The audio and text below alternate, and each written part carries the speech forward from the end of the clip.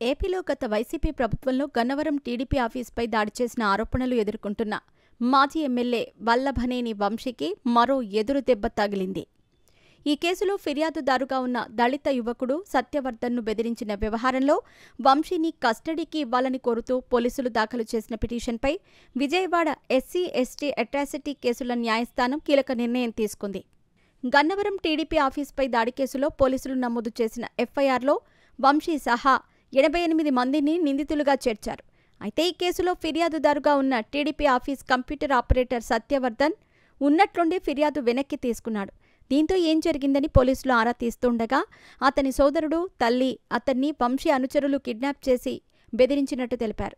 దీంతో మరో కేసు నమోదు చేసిన పోలీసులు వంశీని A1గా చేర్చి అరెస్టు చేశారు. మరో 2 అనుచరుల్ని కూడా అరెస్ట్ చేసి రిమాండ్కి పంపారు. ఈ కేసులో వంశీని కస్టడీకి ఇచ్చే తప్ప వాస్తవాలు బయటకు రావని పోలీసులు విజయవాడ ఎస్సీ ఎస్టీ కోర్టులో వాదించారు.